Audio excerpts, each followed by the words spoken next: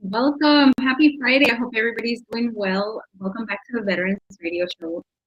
If you're tuning in from anywhere in social media, I just want to thank you because I know that it just means a lot to us that you tune in and take interest in our show.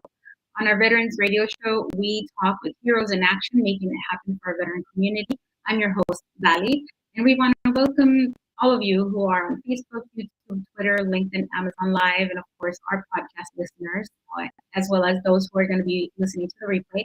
We appreciate you and your service. This is a Veterans Radio Show, and without you, we would not be able to do this segment. So hit that subscribe button, and please share this episode with other veterans. And let us hear your thoughts. Go ahead and post your comments during the show. We love to see the questions come in as we're having conversations with our guests, and we try to answer them live. So I'm really excited today to interview our guest, Ms. VIHIL Vigil, MBA, PMP, CHHC, and CEO of Empowerment Empire LLC, and we'll be also speaking with Tim Brophy, co-founder and COO of OneDegree Careers. So welcome to the show. I'll begin with Ms. VIHIL. Welcome, VIHIL. How are you doing? Hello, I am doing really great. Thank you so much for having me. Of course. Yeah, thank you so much. As I was reading your background, I was really excited because I think that you and I share a commonality, which is the empowerment of women. And just before we went live, you were talking about like Latinas and all this stuff, which I really want to dive into. But before we get to that, tell us a little bit about your military affiliation. Sure. So I joined the United States Navy when I actually was 17 years old. My parents had to sign on the dotted line so that I could get shipped off. And then I spent my whole enlistment based out of Pearl Harbor aboard the USS Fletcher, which is a destroyer, or was a destroyer, has since been decommissioned. Wow, that's really, really cool. I don't meet too many females in the Navy who were on the ships. Most of them are on land. That's really cool. So what did you do in the Navy? So I was in navigation. I was enlisted, so I was actually a quartermaster. And in addition to, being a quartermaster, and if y'all don't know what that is, it's basically, assisting with navigation of the ship. We were in Pearl Harbor, Hawaii, and we needed to go to Australia. So I was the one assisting with, this is the map, this is the way that we go, and this is how fast we need to go to get there. In addition to that, I was the only woman on board the ship who was a master helmsman. So during wartime exercises, during underway replenishment, where we would receive fuel from a fuel tanker, and then when we were pulling in and out of port, I was always at the helm, so steering the ship, running the engines. I was the smallest, the youngest, and definitely the only Latina on board who was doing that job. So that was really exciting for me. I can totally relate about being the only Latina, the youngest, and because I was a mechanic in the Army. But we have Chuck Tyler watching live, and he says, "Go Army, beat Navy." Don't hate. Yeah, that's really, really cool that you did that. And I've seen footage of like that job that you were doing, and I must give you your kudos because that's a really serious job, and it's impressive, right? How the military puts us in charge at such a young age to do something so huge. I think that a lot of people don't really comprehend how significant that is. But having had all of that responsibility, and having learned everything that you learned during the Navy. How did you end up doing what you're doing now? How did you end up starting the Empowerment Empire LLC? So that's a pretty long story. But to try to condense that, when I got out of the military, so I went straight from high school into the Navy. And when I got out of the Navy, then was my first experience of going to college. And so I went to Cal Poly Humboldt, which was Humboldt State when I went there. And completed my degree in art history and museum and gallery studies. And that's another long story because I started off as pre-med.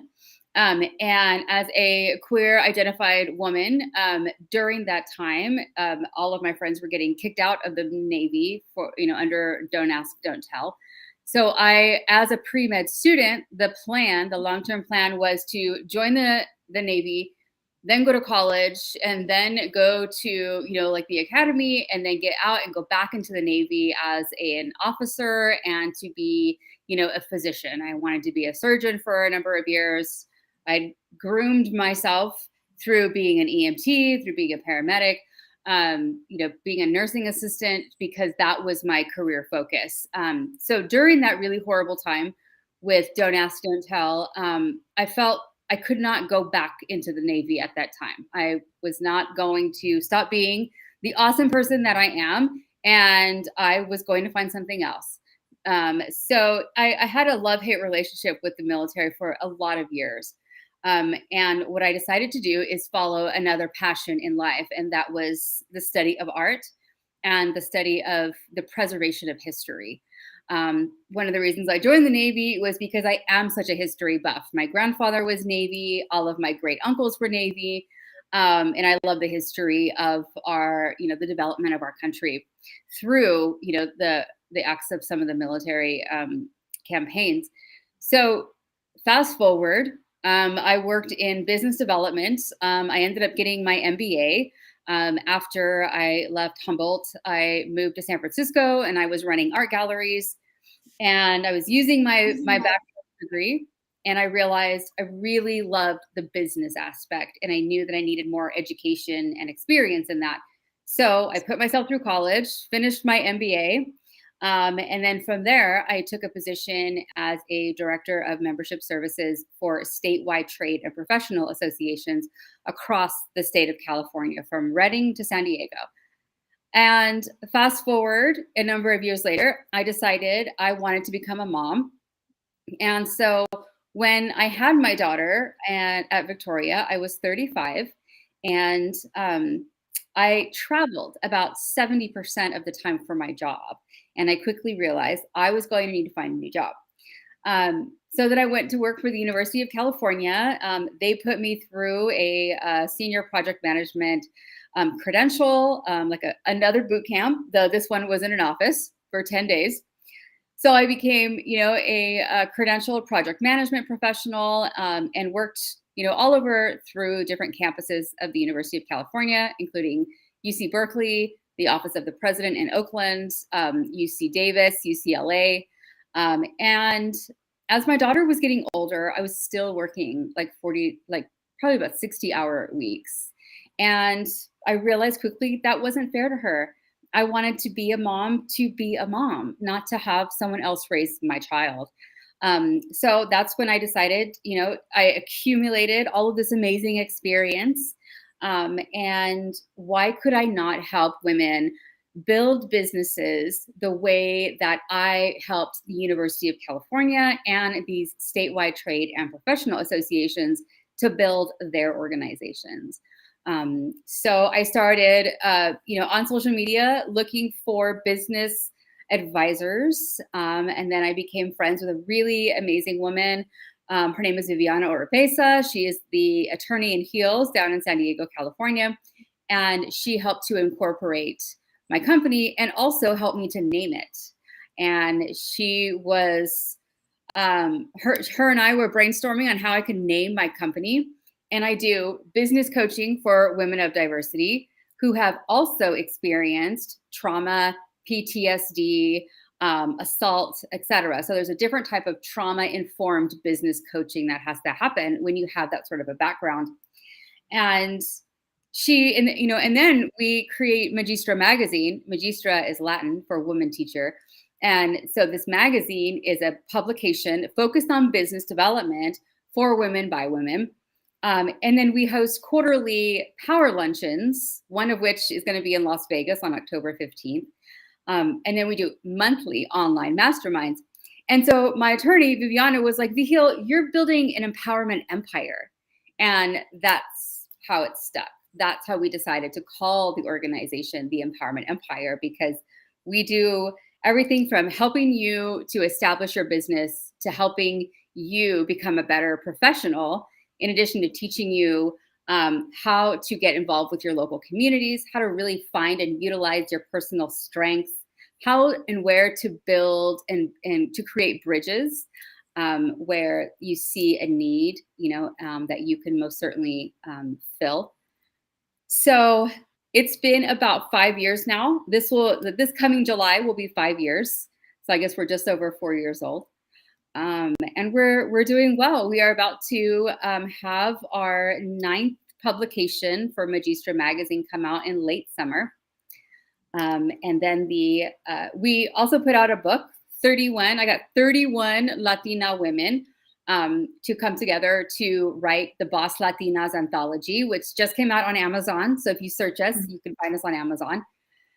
And we're going to do a book tour. So Las Vegas, in conjunction with the International Association of Women's Influencer Gala on October 15th, we will have our event in the morning, and then the gala is that evening. And then our power luncheons always consist of an educational program. So women talking about their stories, how they build their businesses, and how they further plan to, achieve success. And then, we have our signature cake, coffee, and conversations, where it's a guided networking. We go around the room and we talk to everybody in the room and ask them, who are they? What is their business? And how can we connect them with the next resource that they need to continue growing? So the whole organization is really about supporting women who want to elevate their professionalism, who want to elevate their lives by building a business, and doing so in a way that doesn't, depletes their personal lives. We're really big on, work-life balances. Most of the women I work with are moms of younger children. So we have like this great sisterhood in that, where, if one of the kids run by in the middle of a Zoom, it's not, the end of the world, because that's life. Right. So it's been a great honor to be in the position of CEO as the Empowerment Empire. I can't wait to see where we go. Yeah, it sounds like you're doing amazing. You have so much. You have the magazine, you have the quarterly power lunches, and the one coming up in Vegas, the virtual masterminds, and the book, the Boss Latina Anthology, is now available on Amazon. So tell me, if I am a Latina interested in joining you, how do I reach you, or like what can I expect? Is there a vetting process that you go through? There is. So I offer a free consultation. If you're interested in working with me as a business coach, then I have you schedule a 30-minute meeting, and you fill out this brief form, and you talk about who you are and what your anticipated outcome looks like. I ask my clients, what do you want? What is it that you want for your life, and how do you foresee, the next 5 years of your life looking like? So I always recommend people go to the women'sempowermentcoach.us website. At the very top of the screen, once you get there, you can click to book an appointment with me, and you work directly with me until I'm ready to hand you off. If you need legal counsel, then we have a whole team of legal services, as well as individual attorneys throughout the United States that work with our clients when they're ready for corporate filings, et cetera. A lot of my coaching programs really run on a 6 to 12 month basis, but most of my clients become clients for a good 5 years or more. And so do women have to be Latinas, or can it be anybody? No, anybody. The book is about Latina women, but the work that I do is with any woman who is ready to up-level her life. She's ready to follow, a guide that she creates with my input. It's very hands-on. So if you are, listening to this and you are thinking, I really want to start a business, or I've been having a small business and I want to take it to the next level, I want to build it, I want to grow it, then that's when you come and you work with a business coach such as myself. And what we do is we do a big strategy session and lay out your plan. What do you see your life looking like in 10 years? And then in 5 years? And then in 3 years? And then what can we do every single day so that we are checking off the boxes to accomplishing those goals that need to happen in like a week, in a quarter, in a year? So as a project manager, I like to reverse engineer, our goals. You want to accomplish this? Okay, then let's make a plan of action and tell you what you need to do when. And as long as you're taking those consistent, regular steps, we will put together a suite of resources to help get you there. Okay. That is amazing. And again, where can people find you if they want to reach out and look into working with you? Absolutely. So my coaching arm of the empowerment empire is called therapeutic empowerment, because it is so therapeutic to empower ourselves and to have the resources to do so. So my website is women's with an S, women's empowerment coach.us. And the .us is because it's for us. I help you create this team so that you are able to then grow your organization or start your organization and stop with all of the, I wish I would have done this, or I'd like to do this, but I don't know how. Well, let's take your desire and let's make it happen. Right. Absolutely. I love it. Thank you so much. Well, I'm going to switch over now to Tim Brophy, who's the co-founder and CEO of OneDegree Careers. But VIHIL, please stick around because we might have some more questions later. So, Tim, welcome to the show. How are you doing today? Hi, Dolly. I'm doing well. Thanks for having me. You're very welcome. So yeah, let's talk about you. First of all, thank you for making time to come and share about who you are and what you do. And let's start with your military background. So are you prior military, or you're just a supporter of our military community?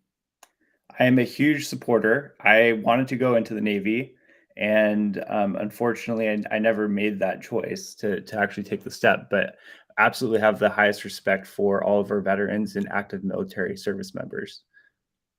Well, thank you. Yeah. I'm sure you would have made a really great sailor, but we appreciate your support. I mean, that's why you're here after all. So tell us a little bit about your company, OneDegree Careers. Absolutely. So, OneDegree Careers is a platform that's designed to help people explore, select, and pursue careers that don't require college. So, these are people typically think of trade jobs like plumber, electrician, but it also includes other careers that people don't necessarily think of, like real estate agent or computer programming, airline pilot, etc. So, we set up this platform to help people, especially our military members that are transitioning out, to find careers that fit their personality and then get them to a career that will make them happy and they can have that work-life balance that they want. I love that you're doing this because number one, it's very unique. I don't think I've ever ran across any type of like HR person or career recruiter that looks for people who don't have the degree. And a lot of people have this mentality of like, oh, I don't have a chance because I don't have that document, right? Although we know it's just a document. Some people are so much smarter and wiser and have better skills without it. Exactly. So how do you work with people? If I'm interested, I don't have a degree, but I'm really great in something technical. Yeah. What does the process look like? So it's a very hands-on process. So you get matched to a career guide, and one of them being myself. We're a startup that started about a year ago. We received VC funding in January. So we've created this process to connect people directly with careers that they're looking for. So the way it works is they would go to our website, onedegreecareers.com. And right at the top of the website, you can click on Get Matched, and that starts the process. If you're not sure exactly what career that you're thinking of going into, we actually have a career exploration piece on the website where we've broken it down by industry and have all of the different training programs that are available. We a lot of times help people find training programs that are online or specific to their area. So sometimes it'll go as far as doing specific research for an individual based on their needs and desires in life. That's wonderful. So how can the National Veterans Chamber of Commerce collaborate with you? It's a great question. So really just getting the word out. Because we're an early startup, we're working on getting to as many people as possible so we can continue helping more and more people. This year we've helped over 11,000 so far, and we're just growing our network, growing those connections. We've been working with the USO, the Fleet Naval Base in San Diego, Veterans Employment Committee, et cetera. But just getting the word out there to veterans on a one-on-one basis so they know that there's this option available to explore careers that don't require college. That's wonderful. And how can we add a training program to your list? That is a great question. I would want to talk with you maybe and we can see what training programs are specific for your company or specific to veterans that we might not have listed. That would be Okay, amazing. that's great. Is there any point during the process of veterans working with you that they would need to utilize their education benefits through the military? It's a great question. So we do have a lot of partnerships with training programs that have that availability, so they can pay for the program using their benefits. But we also have a lot of options that are paid apprenticeships or direct to hire. Actually, we've just started implementing direct to hire with large Fortune 100 companies where we can get veterans directly into a job where they get on the job training. Oh, that's awesome. And are there any limitations that we should be aware about that might disqualify somebody from working with you? If you're not ready to make a decision and selection or explore better options, then we're probably not the right site for you. That's pretty clear. That mindset, right? So important. Thank you so much. Well, I'm going to bring in Joe Molina, who is the founder of our National Veterans Chamber of Commerce. And he just wants to share a few words. But thank you so much for sharing about this. Hi, Joe. Welcome. How are you? Oh, doing good, Dali. Thank you very much. Always happy to be here in your show. And thank you, Tim, for coming on the show and sharing what you guys are doing. Of course.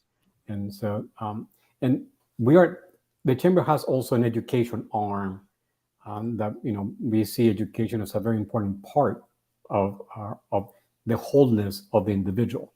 We focus on the family, so the family has housing, education, employment, financial literacy, all those things that make a person whole. It's like our previous guest was talking about the ability to be self-employed and having the know-how to, so entrepreneurship is extremely important. And so, Dali asked a really good question, is like, how can we collaborate? Because we have a lot of partners, whether it's universities, community colleges, and also trade schools, and programs that we have that we would like to kind of talk with you about, bring it on with you, That would be amazing. And collaborate. But thank you for what you're doing. And we focus on both sides. We focus on the education side. That degree, that paper is very important to some of us. And absolutely, for some other ones is the ability to get employment. So whatever the goal is, and we were talking earlier about if you know what you want, the coach can help you.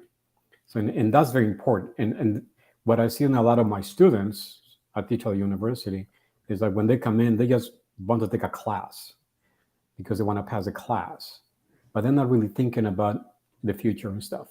So can you give us an example of the type of trainings or the type of programs that you offer? Yeah, absolutely. And what was your name again? Joseph Molina. Joseph, it's great to meet you. Yeah, so we have, let's choose real estate as an example. And just to be clear, we're not anti-college. College isn't for everyone. No. Yes. But a lot of people will just kind of default to college because we've had this college for all mentality through the years of the last few decades, actually. And that's kind of shifted. You see a lot of the FANG companies like Facebook, Amazon, Google, they're dropping those degree requirements because they're recognizing that there are individuals that are extremely smart, very motivated, but they're just not college bound. So they don't want to miss out on that talent. And that's kind of what OneDegree Careers is doing, is helping discover those people and help them get connected to the best opportunities for employment. Yeah, and I think what you guys are doing is really great because we work with high schools also.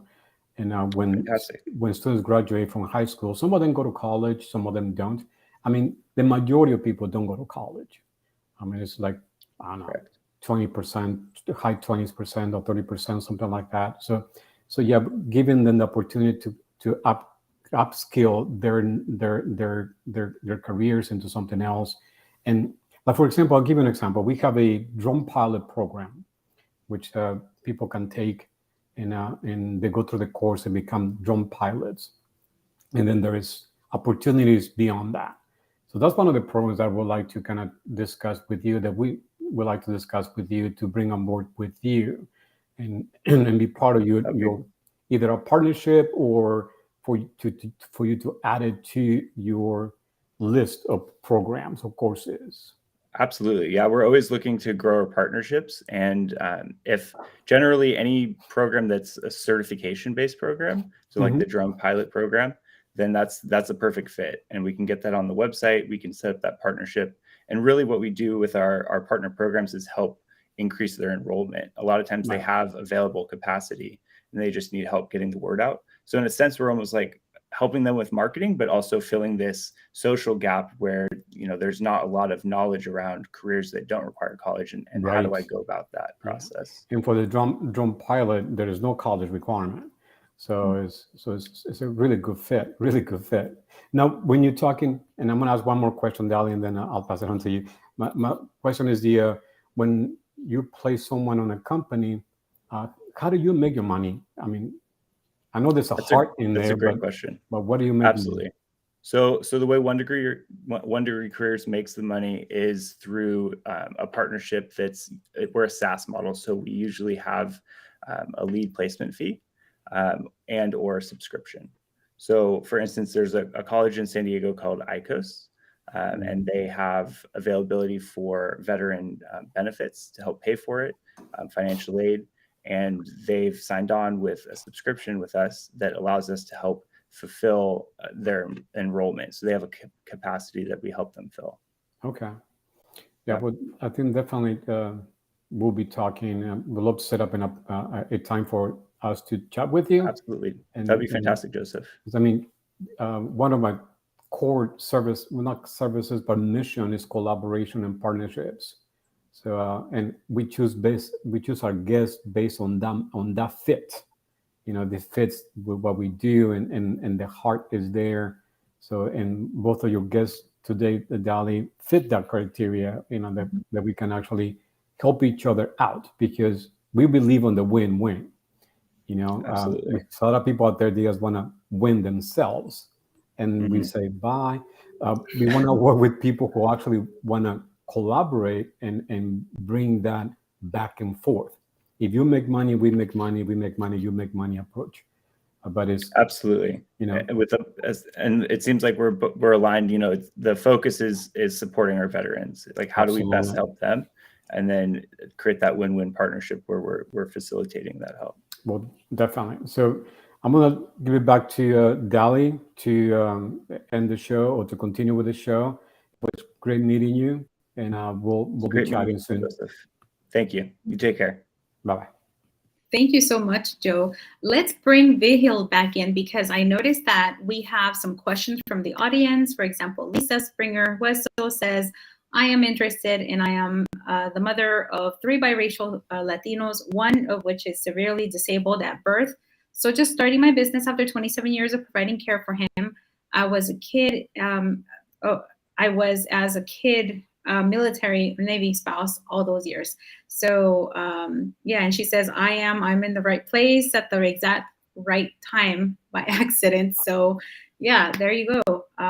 So VIHIL, what would you say to her? Like, I think, and somebody else asked Chuck Tyler the contact information, but I'm not sure if that was for you or for Tim, but can both of you go ahead and take, starting with VIHIL, tell us one more time where people can reach out to you, what the best way is? Yeah, absolutely. So if you search out, you know, my name on social, I'm the only VIHIL, VIHIL that I found. Then, you know, we can definitely connect on socials. However, if you want to get right to the heart of my coaching programs, if you go to women'sempowermentcoach.us, that website will talk to you all about the different coaching opportunities that you can enroll in with me.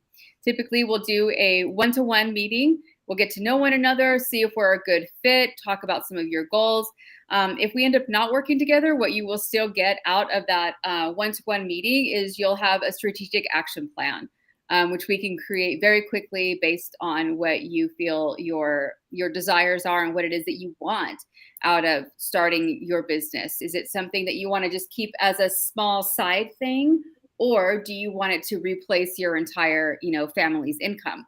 So we talk about those elements. What is it that you need? What is it that you want out of your business? What is your why? Everyone always asks you, why are you wanting to create this organization? Who is it that you serve?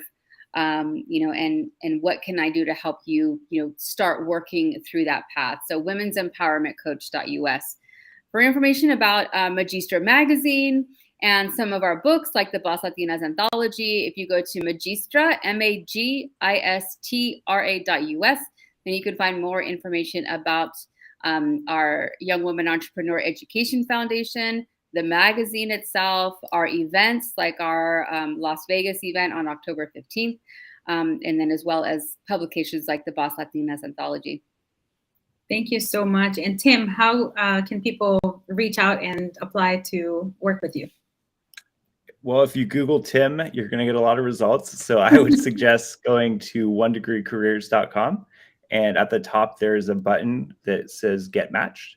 And that's how you would get in contact with us. And then we would connect you with a personal career coach. And this is specific to, careers that don't require college. It's definitely a different stream than VIHIL. And that's where we would be able to help you. Great. One last question, Tim, because sometimes we get out of the military and we're kind of like in between what jobs we want to do. Do you help them decide which track to go, or should they already be ready and decided? Yes. So I should have mentioned that. So a lot of times we found people actually kind of know what they want to do. They just need that extra help and support. But we do have another track, a secondary track that's career mentoring. And that's a 3-part process where we help support people in understanding themselves. Like VIHIL said, what's my why? What do I need in terms of income? Where do I want to live? Do I want to work from home or work in an office or outside the home? All those types of questions, and kind of digging deeper into self and discovering what would make that person happy. Wonderful. Thank you so much. That's great. Both of you are doing such great work. And I just want to thank you one more time for being here on the show. I hope that people call you, go and sign up and work with you, because what you're providing is very, very valuable. And just to recap, if you just are tuning in, we're speaking with VIHIL, who is the owner of the Empowerment Empire, and Tim, who is the owner of One Career Degree. And we want to thank you for watching the show once again, and for just always being so loyal, and share this video, please. Thank you for joining us and for your service. Now go and enjoy your free time with your loved ones and your veterans and military spouses. And we'll see you next week.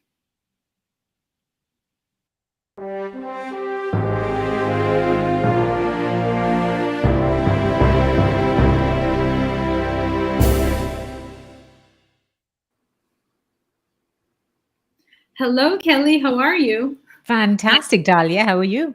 I'm good. You know what? I have been looking forward to this segment, because last time we spoke, I had a ton of questions about intellectual property, and I'm excited to continue that conversation.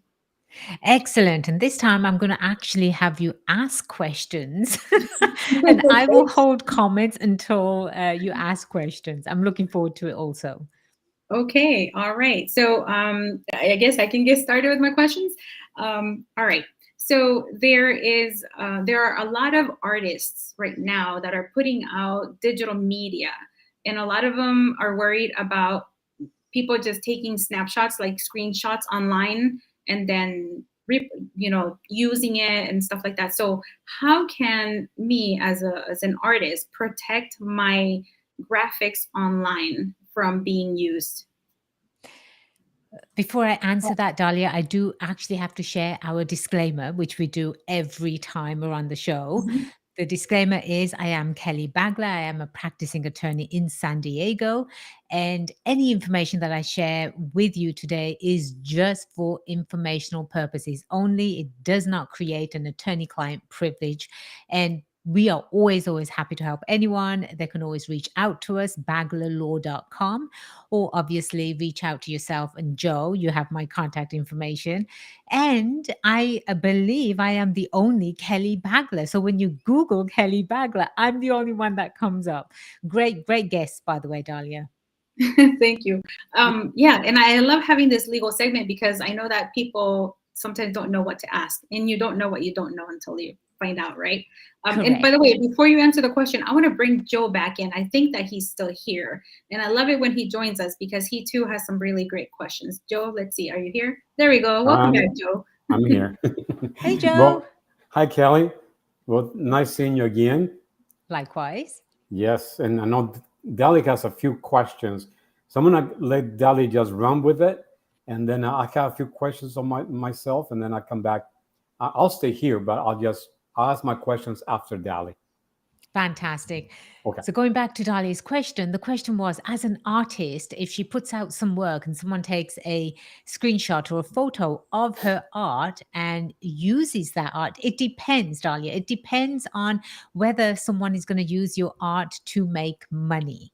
If they are, you absolutely are entitled to whatever money they make. They have to get permission from the artist first. If they are using your art for display purposes only and they are not making a single penny from it, then if it's out in the public, they have a right to use that. Let me give you an example. I saw an absolutely beautiful photo. It was actually a painting, and it was of a ballerina looking in a mirror. It was just majestic. The next thing you know, I see an artist actually painting that photo of the same ballerina and putting her own name on the photo. Well, that right there is a big, massive no-no in the legal field. That is taking someone's intellectual property and using it for your own gain and making money from it. So in that particular situation, there would definitely have to be a cease and desist letter out to the person that's taking your property, your art, which you absolutely own through common right copyright law, and they need to either get your permission and or you should maybe give them a license, a limited license if you want, for a certain price. So as long as you are getting paid for your work, if someone's using it to make money, you have absolutely every right to say either no, you're not allowed to use it, or you can say yes, you can use it, but you have to pay me for the use of it.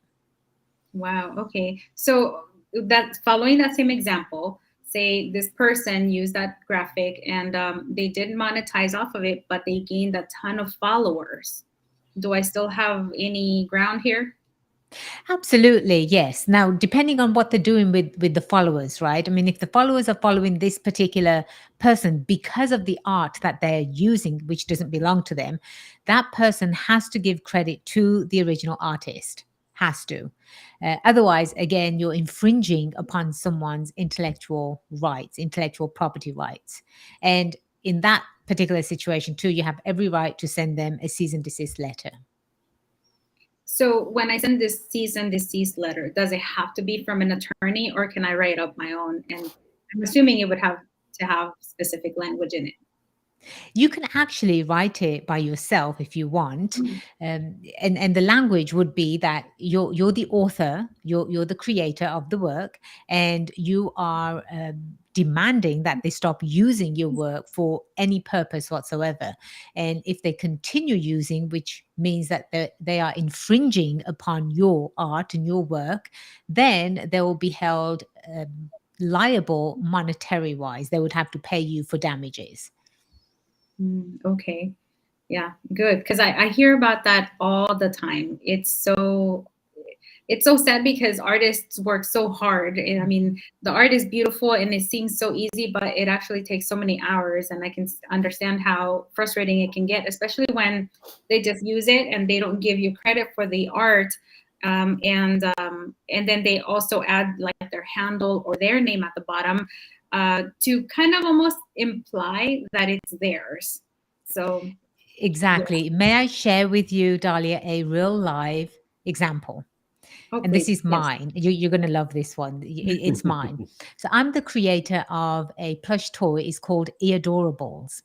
And it's a plush toy with oversized ears that open up into pockets. And I have a registered trademark on the name Eadorables. I haven't used the toy itself or marketed the toy itself for probably about a year or so. During the pandemic time, we noticed that there was a lady selling, I guess that there were ears that you can actually put on your head, right? And she was calling those Eadorables. So she's clearly infringing upon my registered mark. And the last time we checked upon that, she had closed down. She said she's not, she's not providing any of those services. But it wasn't just my name she was infringing upon. She was also infringing upon Disney characters as well. So there was a lot of infringement going on there, and she could be very, very liable for damages. But yes, this happens all the time, Dahlia, and it's really up to the owner of the name or the art to police that. And if you don't police that, then you're just basically saying to the public, go ahead and use my information. Right. Wow. Yeah, I've heard of cases like that as well. What about if they kind of modify the items slightly? Maybe the material or maybe the shape is slightly different. Is that still considered infringing? Absolutely. Okay. Yeah, because I have heard. Oh, go ahead, Joe. I was going to say on that note, and I think you mentioned this before, Kelly, there is a percentage that someone can use from something, whether it's a write-up or if an image that is a percentage based before it becomes a liability. I believe it is usually. So if somebody, for example, if someone creates an item, it can be a widget. Let's just call it a widget. They create a widget and they file a patent on it. And the patent gives this person 20 years to monetize on the actual patent itself. And if somebody comes along and says, okay, well, one, we're going to reverse engineer it, and two, we're going to change it slightly, well, that is not allowed under law because you're still infringing upon someone's patent, someone's intellectual property right. They would have to modify it at least 75%. Okay, that's the percentage. Of what is already published, to really change it. And where if it causes confusion in the public, Joe, that's another reason for preventing someone. And the USPTO is not going to allow someone to have a mark or a name or a patent that is confusing to the public. Okay. Keep going, Dali. You're doing great. You are, darling. Yeah. Thank you. All right. So people are really intimidated about filing their own patent or trademark or copyright. What should people know when they go to the USPTO? Because to me, it kind of seems it seems easy, but sometimes not so easy, especially the search part.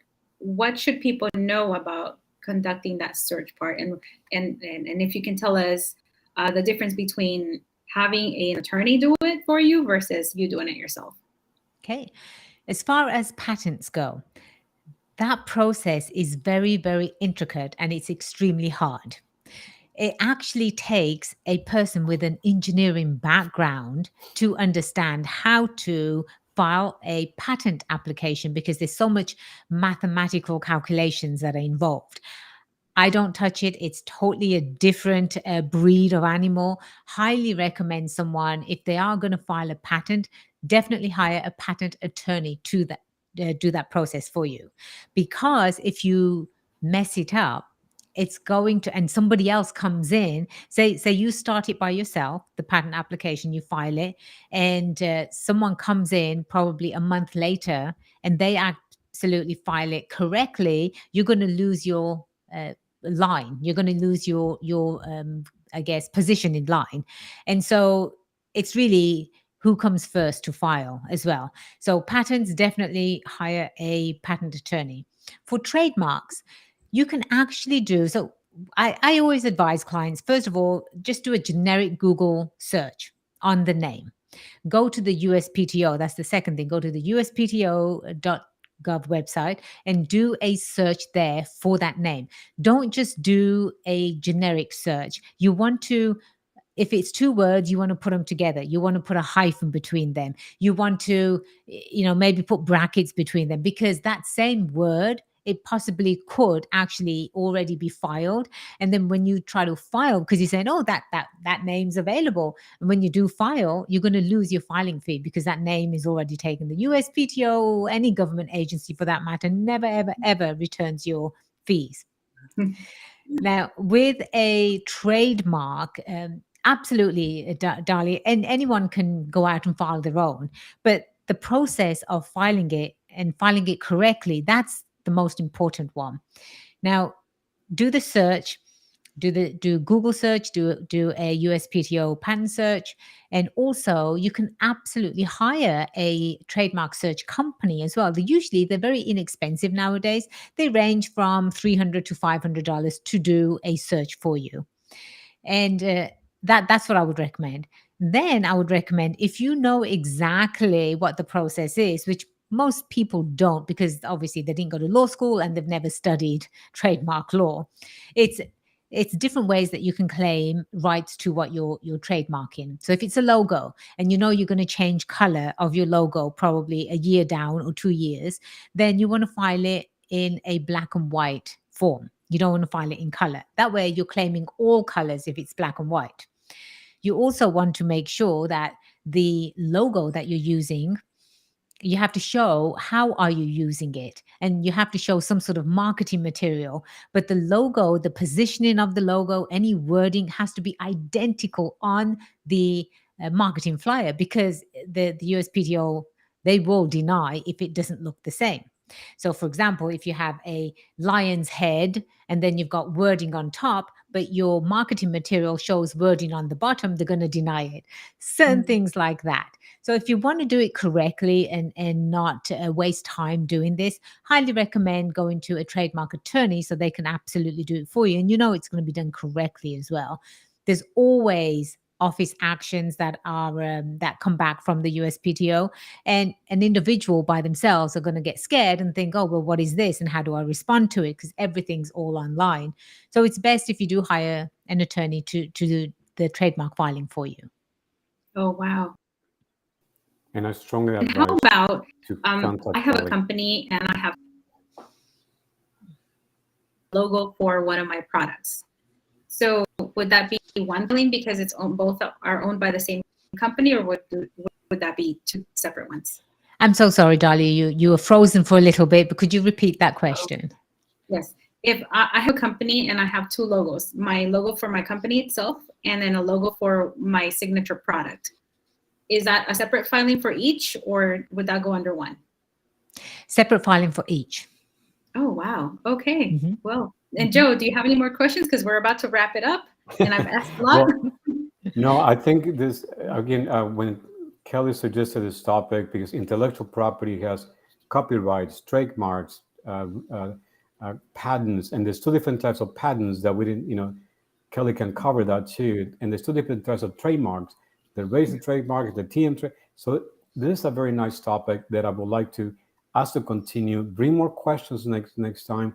And we just commit to continue with this same topic, Kelly, is okay with you, because I have a few questions too that so we can add it to next session on that. So I know, but my suggestion is that when it comes to doing the footwork and stuff, you can just research, like Kelly's saying, research online at the uspto.gov, and you'll find it there. And Google it. That way, if you Google it, just to look for it, and you'll be able to see it. But my suggestion is meet with Kelly first, because and so it's public knowledge. But Kelly is the one that did a trademark for our logo. So our logo is a trademark, registered trademark, which that is a different animal than just a trademark. And we love it. So Kelly knows what she's doing. She can, because the USPTO always answers back. It's a government. They always have questions, and then the mode of rejection And so you need someone who can actually speak their language. But if you're going to do it on your own, it's going to be a hassle. Same thing with patents. And so yeah, I suggest, and Kelly's great at it, as you know. So that will be my advice, my suggestion. But we'll bring more questions next time. So, but yeah. And so Kelly, before we go, where can people reach out to you? baglalaw.com, or simply just Google Kelly Bagla. I'm the only Kelly Bagla that comes up. And definitely reach out to the National Veterans Chamber of Commerce, Joe or Darlene. You've got my information. Always happy to help. That's right. Thank you, everybody, so much. Remember, if you have questions for next week, please send them in. You can go ahead and through our website, send us an email, and we love hearing your comments. So thank you again, and thank you so much. Kelly, have a wonderful weekend. Thank you, Darlene.